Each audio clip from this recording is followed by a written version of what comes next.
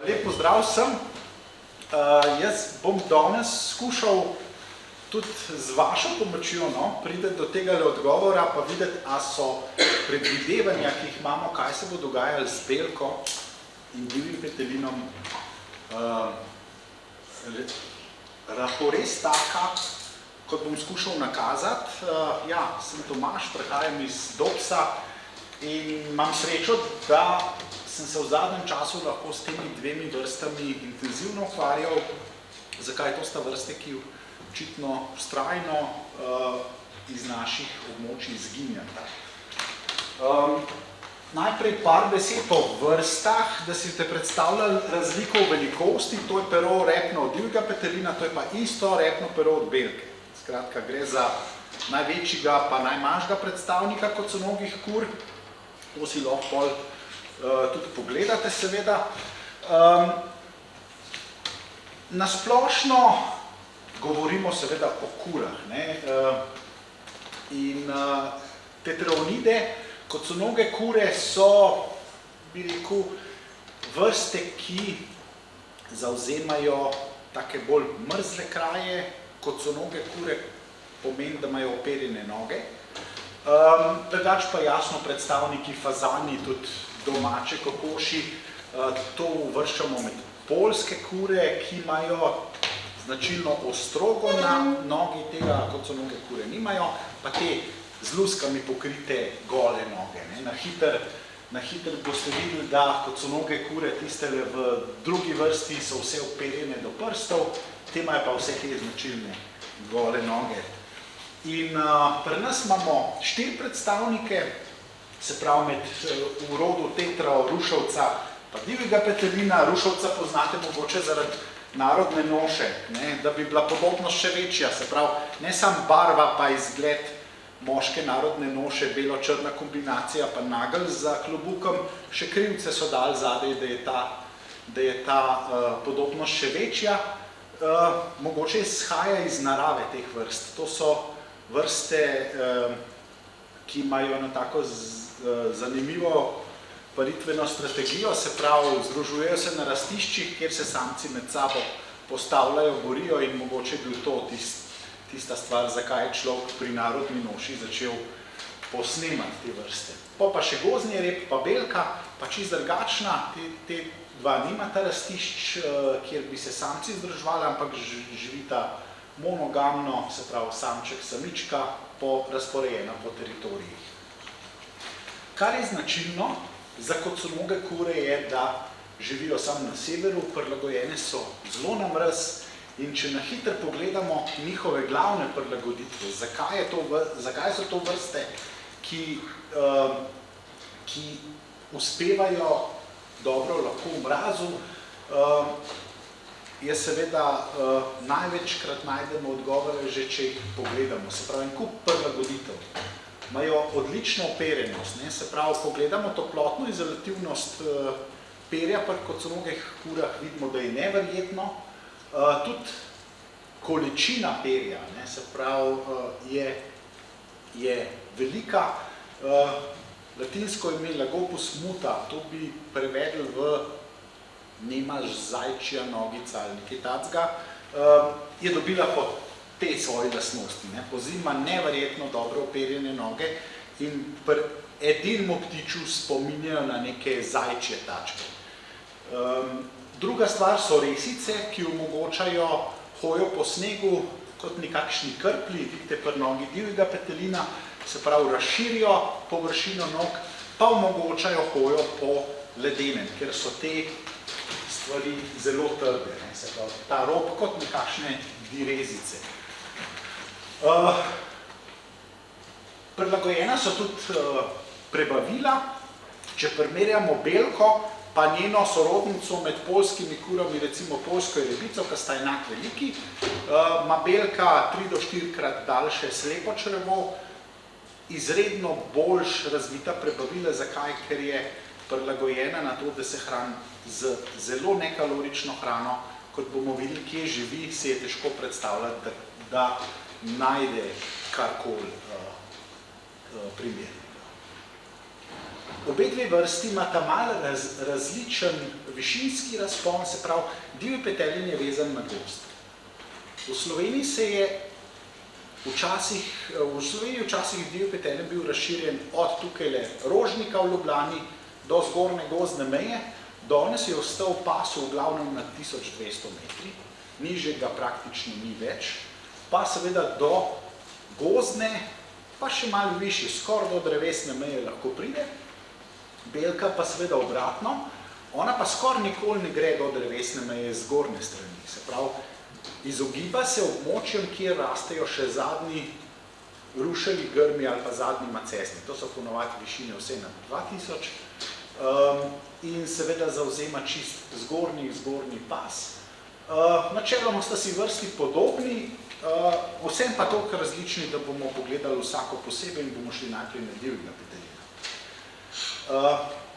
Če gledamo njen vrstni areal, vsem vidimo, da smo mi nekje na robnem območju, se pravi Slovenija, premore to populacijo zaradi tega, ker je to ledenodobni relikt, skratka, vrsta se je z ledenimi dobami pomikala tudi v naše kraje, ostala pa samo tam, kjer so pogoji podobni tem borealnim pogojem na skrajnem severu, zato je vrsta vezana na ta gorstva, na Pireneje, na Alpe, na Karpate, tudi tukaj jih imamo, se pravi, tudi v dinaridih jih imamo, kaže se pa, da dinarska populacija ekstremno hitro izginja. Mi smo delali lani zelo obsežen popis Velebita, celega, se pravi, parka, severni Velebit in vsega okrog in smo dobili, mislim, da še 4 pojoče samce, kar je nič v primerjavi s populacijskimi ocenami, ki so bile še desetletja nazaj za ta območja. Kako je v Sloveniji? Primerjava obeh atlasov, se pravi novega pa starega, rdeči kvadratki, novi podatki, stari podatki črne pike, se pravi atlas, ki je bil delan v glavnem v 80-ih letih prejšnjega stoletja. Vidite, da so zginile populacije iz osrednje Slovenije. Tukaj je bil pozoril, tale slika je tukaj še zelo optimistična, ampak na tem območju živi sigurno manj pojočih petelinov, kot sem jaz zdaj pokazal, se pravi, manj kot 5 recimo. Tudi v Trnovskem gozdu slika podobna in zelo verjetno v naslednjih popisih teh pik ne bo več. Zadnji zanesljiv podatek iz Snežnika o pojočem petelinu na rastišču iz leta 2008, iz Trnovskega gozda pa mislim, da z 2009. Skratka, po tistem sploh nimamo več podatka in kaže, da bomo tem območjem lahko rekli, da petelina ni več. Populacija se je pa seveda ohranila v teh malo bolj alpskih delih, kjer so višje nadmorske višine, tudi malo drugačen habitat. In se lepo vidi, da bi rekel neka zdajšnja prisotnost vrste ima tam viške nad 1200-1400 metri. Upozoril bi na tisle graf. Tisle graf je delan na podlagi digitalnega modela reliefa, pa seveda centroidov 2-kilometrskih kvadrantov in je zaradi tega malo nadol popačen. Se pravi, povprečna višina kvadrata 2x2 je vedno nižja lahko od tistih, kjer smo petelina dejansko dobili, že zaradi tega efekta, ker imajo višje nadmorske višine, zavzemajo ponovadi manj površine kot vse spodaj, čisto zaradi oblike. In realno, če gledamo recimo podatke za rastišča, vidimo, da so višine višje, ponovadi nad 1400 metri. No, če pogledamo te površine razpoložljive v Sloveniji, da jih izrišemo, ne vem, vse, kar je nad 1400 ali pa nad 1200 metri, vidimo, da je seveda v dinaridih, pa na Pohorju, ogromno nekih površin, kljub temu so se pa ohranile v glavnem alpske populacije, kjer je primerna površina ponovadi samo en ozek pas, v pobočju, tako kot prej ste ga videli na sliki. Zakaj je temu tako, ne vemo.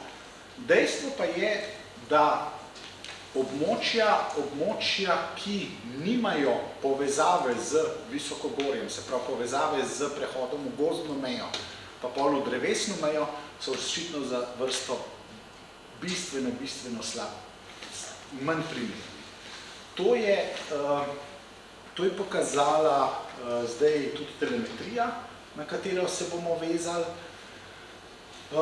No, ampak skrivnosti niso sigurno samo v tem, ampak tudi v habitatu, v čuda dejavnikih in če gledamo, kaj so ključne komponente v habitatu, ki jih petelin rab, pa do česar so raziskovalci po Evropi prišli, vidimo, da je sigurno zelo pomembna količina starega gozda iglavcev, se pravi, vrsta se bo izogibala obsežnih listnatih sestojev, obsežnih bukovih sestojev.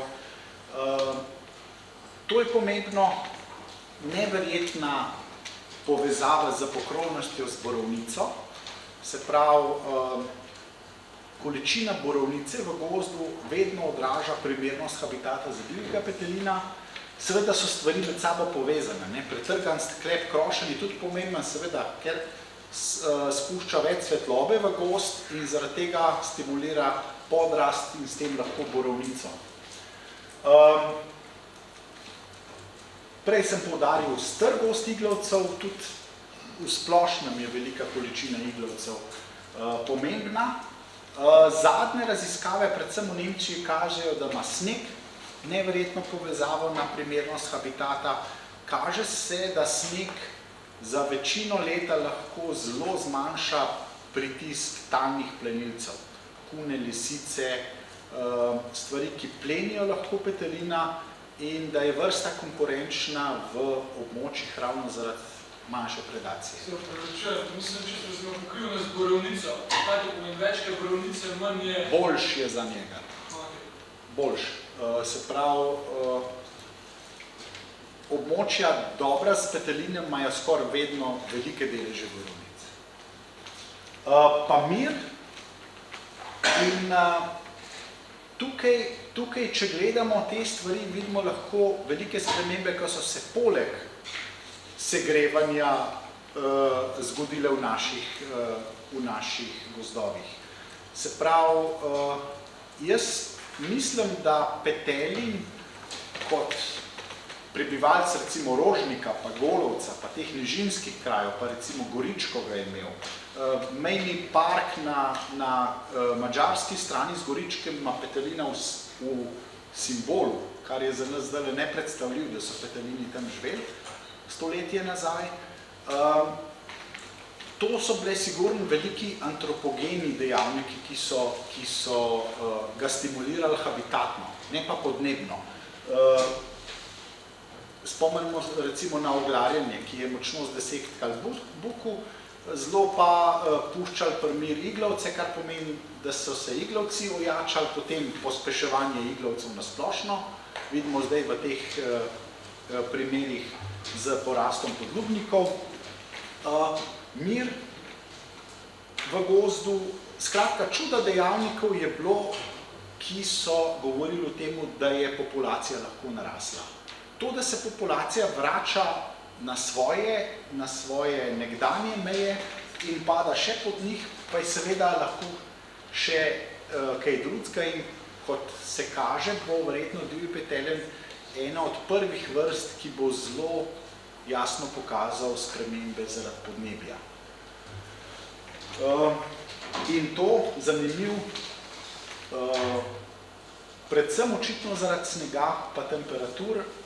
Kakšen je pa idealen habitat divjega petelina? Prej, ko sem opisoval vse komponente, se vidite pa na tej sliki, to je Monika, bor v Črni gori, se pravi, zelo redki sestoji za veliko svetlobe, vse to je borovnica, vse to zeleno.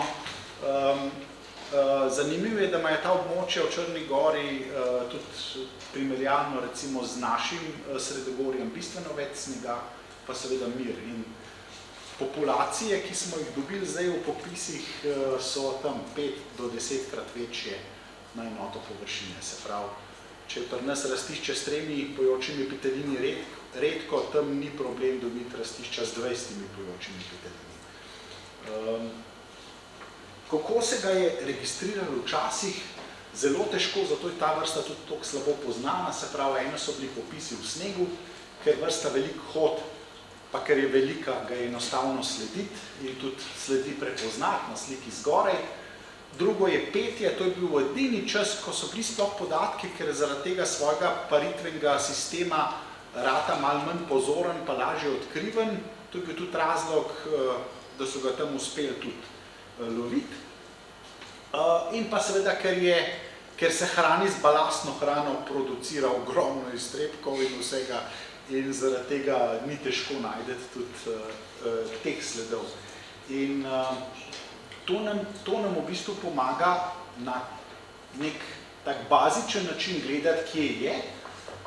Najbolj pomembni so popisi rastišč, no, to je samo en prikaz tega, kako poteka popis, z popisno sledjo rumeno in pa registriranimi osebki. Največ podatkov seveda dobimo naključno. Se pravi, da nekdo najde nekaj pero, iztrebek, sled ali ga pa vid. No in v zadnjem času se je začela pa intenzivna telemetrija. Ta stvar pa odpira oči. Jaz trdim, da se z enim oddajnikom naučiš verjetno več, kot si se prej z 20 leti opazovanja. Mi smo zaenkrat 8 osebkov opremili. Vrsta dobi 65-gramski oddajnik s takole antenco in potem glede na to, kako se odločimo, zajema lokacije, se pravi, gre za GPS pozicioniranje, ker pa varčujemo z baterijo in je vrsta taka, da ni možno solarno polnjenje oddajnika, imamo pa izključno VHF download. Zaradi tega, ker pri oddajniku sta dve možnosti. Podatke mi lahko dobivamo prek GSM omrežja, avtomatsko, lahko jih dobivamo pa prek VHF-a, kar je bistveno težje, ker moramo z neko antenco priti živali zelo blizu.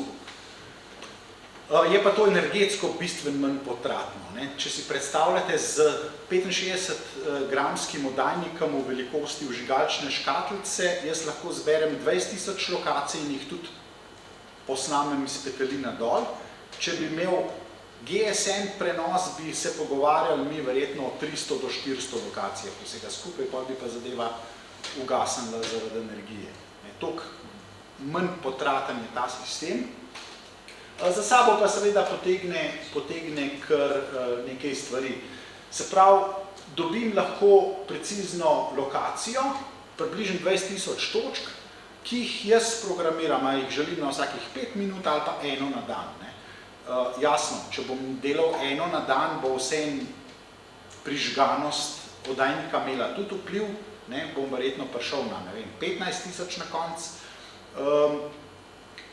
Če bom delal pa zelo hitro, bom pa prišel krepko čez 20.000. Druga stvar pa lahko merimo tudi pospeške, gibanje vrste, se pravi mi vidimo, koliko je vrsta v danem trenutku aktivna, kar nam zelo pomeni predvsem v smislu vznemirjanja. Se pravi, mi lahko iščemo vzporednica, se je vrsta na obluden vikend v hribih več mogla gibati kot na deževen ali pa neobluden. Skratka, zelo zanimivi podatki. Slaba stran je pa seveda ta download, ki izgleda približno dvakrat ali pa enkrat mesečno, moramo vrsti priti na radijih 500 metrov, da poberemo podatke. Je pa zanimiv, že s tem downloadom se je zelo hitro pokazalo to, da predvsem v hudih zimskih razmerah on ekstremno rad obiskuje take zelo stare krošnje dreves, ki delujejo tako kot ena zaklonišča. On je dneve in dneve lahko kar v istem drevesu, čez njega je sneg in on znotraj tega seveda je te popke.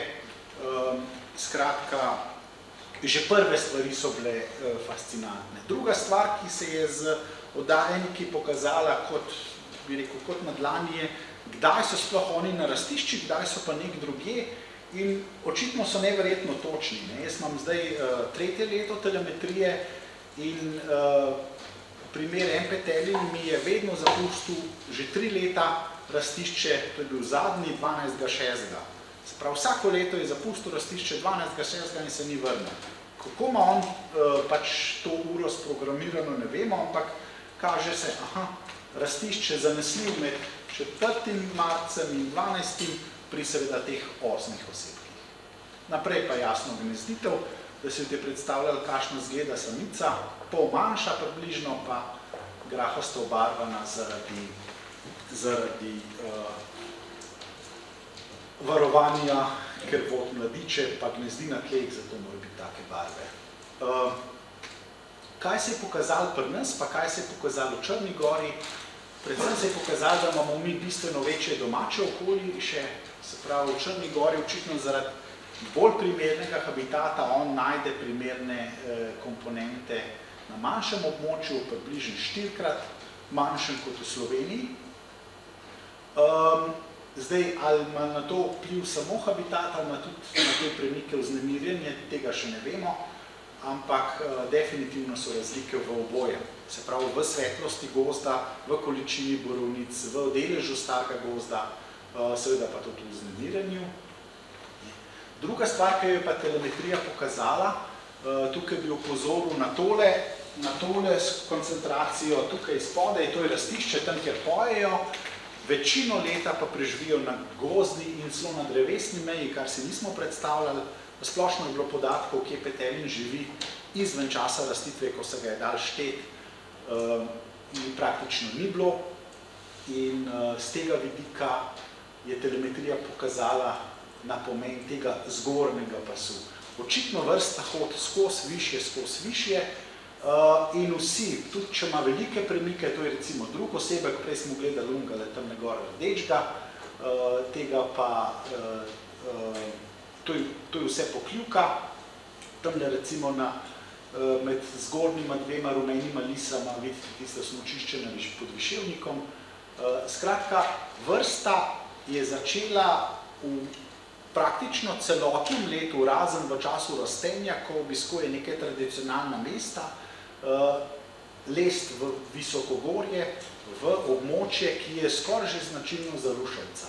Če pogledamo recimo tukaj zgornje točke, vidite, to so pa Kamniško-Savinjske Alpe, tam Leskoška planota, tudi dva osebka, vidite, da imajo ogromno podatkov praktično v pasu rušja. To je značilno že za ruševca, za vrsto, ki je veliko bolj prilagojena odprtemu svetu. In to za petelina so nove stvari, tudi premiki, ki jih beležimo, kažejo, da petelini delajo ogromne razdalje. Zdaj, a je res samo habitat tista stvar, kjer iščejo razlike ali še kaj drugega, tega ne vemo, ampak močno nas je presenetila ta navezanost v bistvu že na pas rušja. Jasno, ni samo segrevanje tisto, ki sili vrsto, visoko verjetno tudi mir, ker pas rušja je razen tam, kjer so poti zelo neobluden. Če si pogledamo tole območje, ki smo ga prej gledali pod Viševnikom od blizu, pa pogledamo poti, jaz sem tukaj narisal se pravi 150-metrski buffer na vse poti, kjer se pojavljajo ljudje ali pa na gozdne ceste. In če pogledate razporeditev njegovih točk, hitro opazite, da se on temu odmika. In to je povsod zelo jasno, se pravi, lahko prečka nekaj, ampak tam, kjer se pa potem zadržuje, je pa ponovadi to daleč od poti. In primerjava recimo na ključnih točk, pa točk od petelina zelo hitro pokaže, ali pa druga slika, da imamo tukaj velike razlike.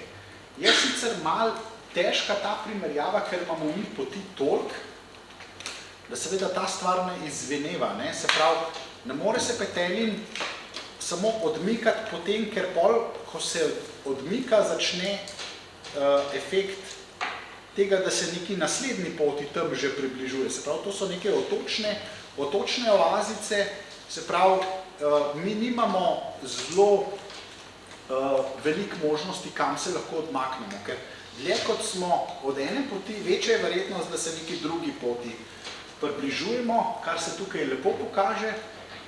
Vseeno ima pa ključno vlogo zraven še habitat in da bi bila ta stvar povezana, da so najboljši habitati vedno samo daleč od poti, to je zelo malo verjetno, mi smo šli to preverjati z naključnimi točkami, od pokrovnosti z borovnico do vsega in predvsem območja, kjer se je petelin zadrževal, zelo dolg časa so izstopala. Tam na gor imamo označen nad planino Dedno polje v Bohinju, nek kraj, kjer sem mislil po lokaciji, da je osebek poginil, ker je bil toliko časa na miru. Jaz sem pač na 2 snemanjih, se pravi, znotraj enega mesta se vrsta ni premikala več kot za 10 metrov, kar sem mislil, da je samo še raztros telemetrije. Ko sem prišel pogledati tja, so bile pa vse borovnice, kar bi jih s kosilnico pobril, pa v vseh iztrebkih izključno borovnica. Skratka, toliko idealen habitat, pa zraven mir, da je lahko vrsta en mesec funkcionirala na manjši površini, ki je ta predavalec. No in telemetrija nam je pokazala kaj? Da, jasno, petelin rabi pas predvsem okrog gozdne meje, se pravi zgoren del naših iglastih gozdov, predvsem je pa očitno pomembna ta gozdna meja, ki zaenkrat nismo dajali velikega pomena. Zdaj, če pogledamo, kako je pa šel, da je do sem prišel, pa vidimo, da se je ta spodnja meja pomikala zelo hitro gor, zgornja meja se pa ne more toliko hitro pomikati gor, ker je jasno vezana na vegetacijo. In ena taka skupna zakonitost, bi rekel, vseh držav v tem delu Evrope, kjer je petelin ledenodobni relikt, je, da se ta pas poži. Zakaj? Vegetacijski pasovi ne lezejo toliko hitro gor, kakor se neprimeren habitat od spodaj slabša. Če smo rekli, da smo pred 100 leti imeli petelina od 300 do 1600, ga imamo zdaj od 1200 do 1600 še. In v tem času je mogoče zlezel za 30 metrov še višje, spodnja meja se je pa ekstremno znižala. In za pričakovati je, da bo šlo tako tudi naprej. Če smo mi še 20 let nazaj popisovali rastišča v pasu med 1000 in 1200 metri, bomo verjetno čez 20 let govorili samo še o rastiščih nad 1400 metri, kar pomeni, da bo tudi količina razpoložljivega habitata se zmanjšala. Zakaj so ostale najboljše populacije, recimo na Pokljuki, na Smrekovcu in to, je pa malo razvidno tudi iz te karte, se pravi, mi tukaj vse imamo neke planote, ki imajo veliko tega habitata. Odgovor, zakaj pa te planote potem niso ustrezne, tukaj sem rekel, imamo mogoče mi še kakšnega petelina, v glavnem so pa zginili, pa jaz mislim predvsem zato, ker ni te navezave na gozdno mejo, na visokogorje, se pravi, ni te povezave z pasem redkega drevja ali pa drevesne meje celo.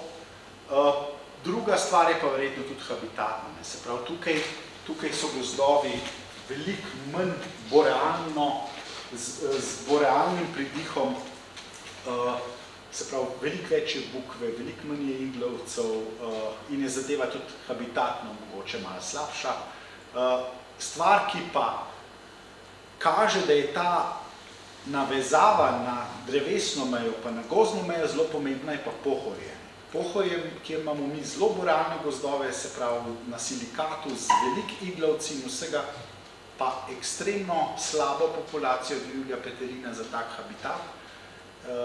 In mogoče je razlog glih to, da pohorje nima teh alternativ, kamor bi se on čez poletje umikal, ni nekega pasa rušja, ni nekih pasov pol gozdne, drevesne meje, ker je pač prenizko. Če gremo na Belko, tukaj bo pa zadeva, bi rekel, še bolj jasna. Belka, če smo zdaj malo spoznali petelina, je pa čisto drugačna vrsta. To je vrsta, bi rekel, tehle belin. Skratka, vrsta, ki je prilagojena, da živi v območju brez grmovne vegetacije. Zakaj to dela, ne vemo, ampak ona se vedno izogiba grmov, vedno se izogiba dreves. Verjetno je to pač po eni strani antipredacijska strategija. Jasno, zahvaljujoč veliki kamuflaži, zaradi tega ima belka tudi najbolj kompleksno golitev, menjavo perja. Če hoče ona vse te barve imeti, rab 3 golitve, jasno, ne more se ptič samo z eno golitvijo prebarvati, ker če bi bila ena golitev na leto, on mora pol iz bele spet priti v temno in iz temne spet v belo. In to dela pol z delnimi golitvami, se pravi, letalno perje je skozi belo, repno perje je skozi črno, kot boste videli, pa ga krovno perje pokriva takrat, ko je bela. In zaradi te prilagoditve je seveda belka zelo vezana na svojo obarvanost, ki v naših Alpah sploh najde primerna mesta za življenje. Če pogledamo, najbolj zanimiva je seveda gnezditev. Zanimiv, kar nam je pokazala tudi telemetrija, je, da je v času gnezditve belka daleč najnižje. Jasno, zaradi tega, ker pari, ko gnezdijo, gnezdo je na tleh, mladički, ko se pa zvalijo, rabijo pa 2 tedna beljakovinsko hrano, se pravi žuželke, pajke. Beljakovinski izvor, brez tega niso sposobni preživeti in to je razlog, da živijo one v pasu v glavnem okrog 2000 metrov. Pokazalo se je tudi, da je zelo pomembna ta primernost terena z vidika nevarnosti za mladičke, se pravi, da ni nekih škrapelj, da je teren relativno raven, ker zavedati se morate, videli ste pero, repno od belke, mladički so približno taki, kot poštne znamke, tole, kar je na sliki. Se pravi, zelo majhni, zelo hitro rastejo, po parih tednih že dobro letijo, ravno zaradi te kalorične beljakovinske hrane. Saj tukaj, če gledate vegetacijo, vidite, da je bil tale mladiček približno tak.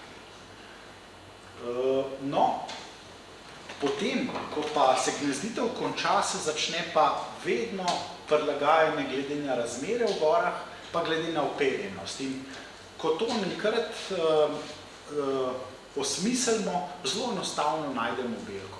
Belka je bila pri meni včasih zelo težka vrsta za jo najdeti, ker je redka, populacija je majhna, tam do njih 500 parov v Sloveniji.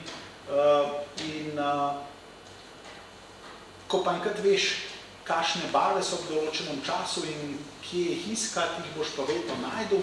Recimo tipičen scenarij je pozna jesen, ko se belke že skoraj bele, snega pa še ni, takrat jo je vedno treba iskati v območju zelo belih skal. Tudi če se bo zdel, da je golo tam, bo ona tam še najdla dovolj hrane. Recimo, tale del bo zdaj na naslednji sliki. Koliko belk vidite? 3 smo, ne? Ti 2 z glavo, pa malo nad njima še en hrbet od enega. Skratka, vedno išče območja z kritjem. Vegetacija, ki jo pa ona išče kot hrana, je pa takale, tle vmes. Se pravi, območja, ki imajo zelo, zelo malo hrane, je pa, ko ona doraste vegetarijanka, se pravi, ne je več pajkcev, žuželk in vsega tega, ampak izključno so te stvari.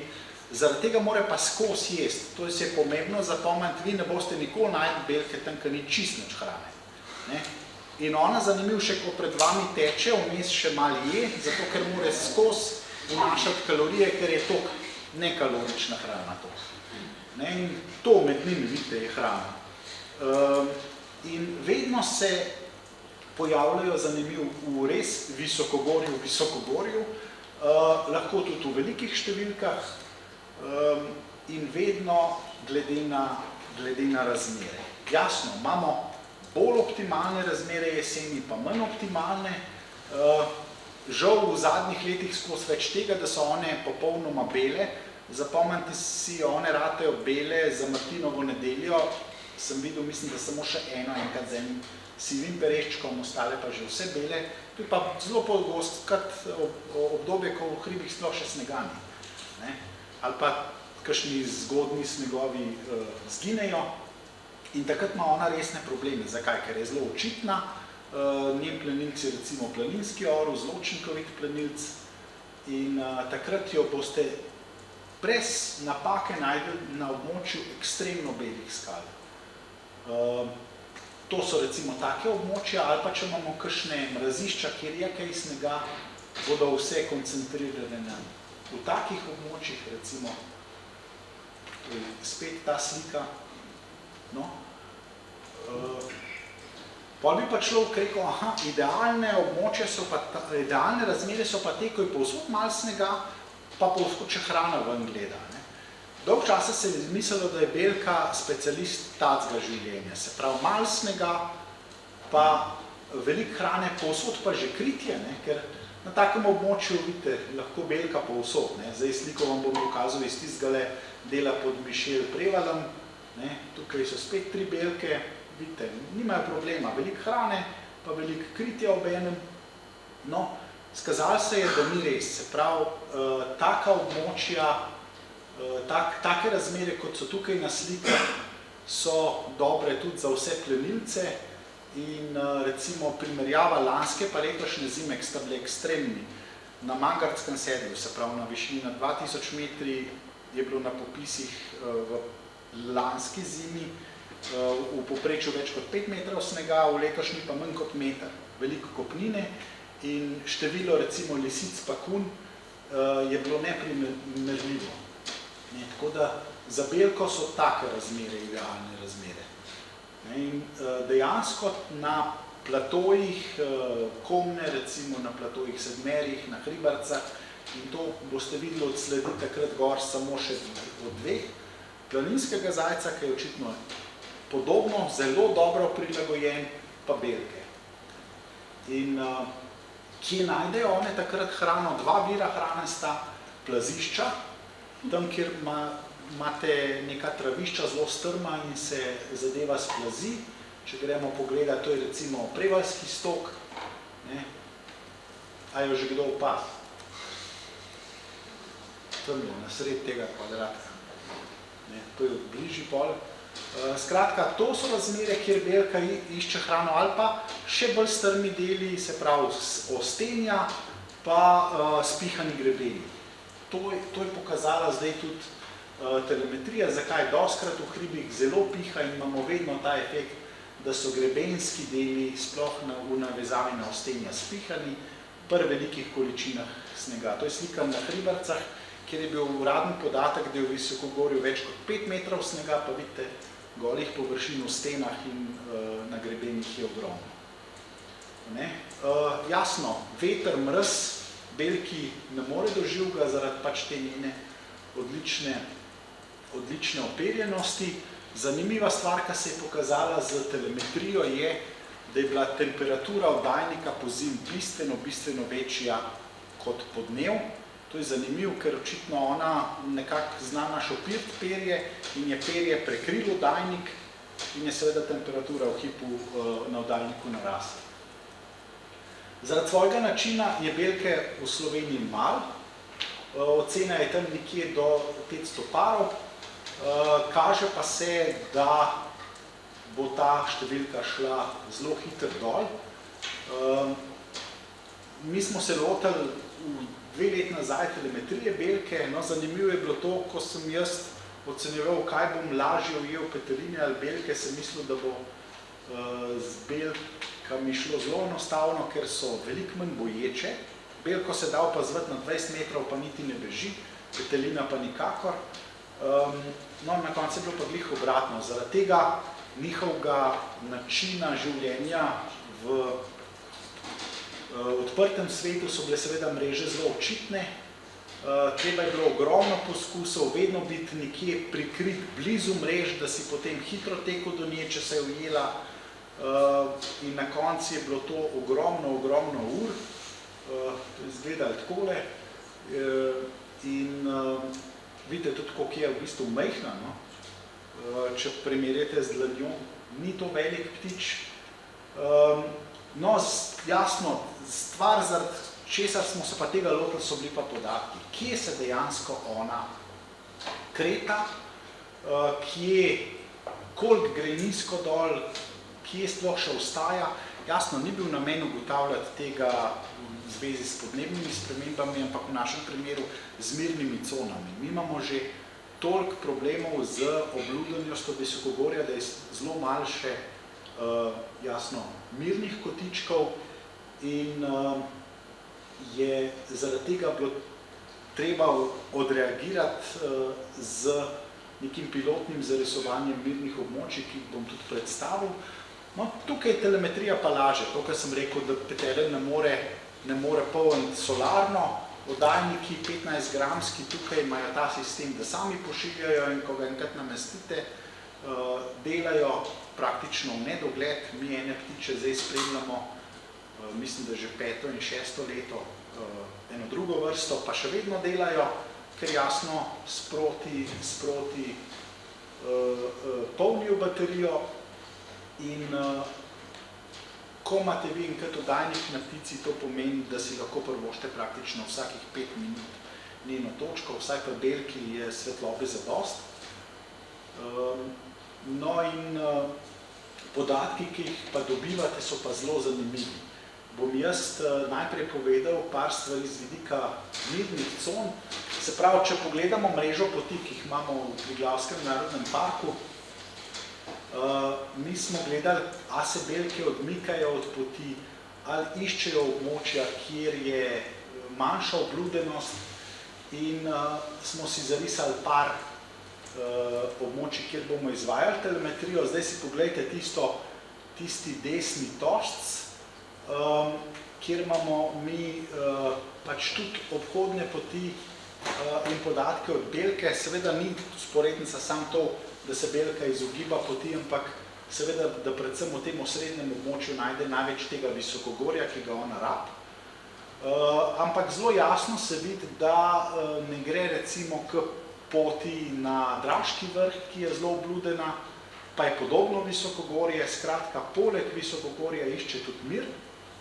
In to je bila podlaga za zaris poti, kjer se bo skušalo omejiti hojo po brezpotjih, se pravi, ne bomo zapirali nekih poti, bomo pa hojo po brezpotjih, ki je skozi bolj popularna, skušali v tem osrednjem območju Triglavskega narodnega parka omejevati. No, ampak telemetrija je pa pokazala še nekaj drugega. Pokazala je, da belka kljub temu, da išče neka travišča in to je vezana na vršace slovenske. Tole je primer Mangarta, se pravi ta oseba, ki je bil ulovljen tukaj na Mangartskem sedlu, večino časa pa preživi v območju čistega visokogorja. Če pogledamo recimo tole sliko, to je območje, kjer smo belko ujeli, kjer belka gnezdi, jasno zaradi te primernosti, ki sem jo rekel, glede prehrane, glede žuželk in pa glede varnosti za mladiče. No, ampak večina pojavljanj je pa izključno na samem vrhu Mangarta, se pravi, mi smo tam opremili dva osebka in oba sta delala popolnoma isto. Dokler je bila gnezditev, sta bila na Mangartskem sedlu, potem, ko pa ni bilo več gnezditve, sta bila pa v glavnem v teh neobludenih južnih strminah Mangarta ali pa v teh severnih, se pravi, območju med slovensko potjo in med italijansko potjo na Mangart. To so v glavnem zelo strmi predeli. Vprašanje, če to, da grejo v tok strmine, je njihova pač tendenca sama po sebi, ali je to vznemirjenje tisto, ki jih v to pahne, ampak dejstvo pa je, da jo naši zadnji vršaci največje pomene očitno za belko. In jaz se ob takih slikah sprašujem, koliko časa bo to še, ne? Se pravi, mi nimamo zelo visokih Alp. Pri nas se belke ne morejo prestaviti na 3000 ali pa na 3500, ampak imajo tukaj limitov. In če pogledamo, bi rekel, višinski pas nad 1800, je že zelo omejen. Zdaj pa, če pogledamo pa to, kar smo videli na slik, to pa ni višinski pas nad 1800, ampak je višinski pas nad 2400. To so pa, če bi dal ta pas na to karto, bi bilo pa še komaj kaj rumenega. Nam z višino ekstremno hitro tudi površina pada. Če pogledamo to, jasno, ti nižje kot si, več imaš površin na voljo, vedno se nam dogaja, da višje, ko zlezemo, ni tega in verjetno bo belka ena vrsta, ki jo danes nisem nič omenjal, planinski vrabec, se vede zelo podobno zaradi ene lastnosti in verjetno bosta to dve vrsti, ki jih bomo mi zaradi segrevanja ozračja izgubili prvi, med ptiči. Zakaj planinski vrabec? On ima eno zanimivo prilagoditev, on se hrani v glavnem samo na snegu. Prilagojen je na to, da hodi po snegu, pa išče žuželke, ki jih je veter napihal na sneg, ali pa semena. V glavnem ne išče semen po travi, ampak po snegu. Zanimiv gor, pač v Alpah je veliko vetra in vsega in to najde. No in kaže se, da izginjanje teh poletnih snežišč, da ima nanga toliko veliko vlogo in dejstvo je, da obe dve vrsti, in belka in planinski vrabec, sta ta hip vezane na naše vršace. Če greste recimo na Triglav, boste planinske vrabce v glavnem videli od Planike ali pa od Kredarice naprej. Koliko pa je še takih vrhov v naših Alpah, ki imajo te možnosti, pa poznate. Se pravi, vrste so v bistvu izrinjene na same vršace in verjetno vsako leto se ta spodnja meja počas dviguje. Tako da jaz trdim, da bosta ravno planinski vrabec pa belka prva. Verjetno zelo populacijsko slabo bo se odnesel tudi divji petelen, pa ne zaradi tega, ker nima površin nad sabo, ampak zaradi tega efekta, kot sem rekel, spodnja meja se hitrejš dviguje, kot se zgornja meja dviguje. Se pravi, gost ne nastaja toliko hiter, kakor spodnji gost ratuje neprimeren in se zaradi tega njegov pas zmanjšuje. Verjetno bomo petelina imeli bistveno dlje časa kot belko, koliko časa ne morem povedati, te ocene nismo šli, ampak dejstvo pa je, da pričakujemo pri belki zaradi tega že v naslednjem desetletju velike upade. To je bilo, kar se tiče tega z moje strani vse. Hvala za pozornost.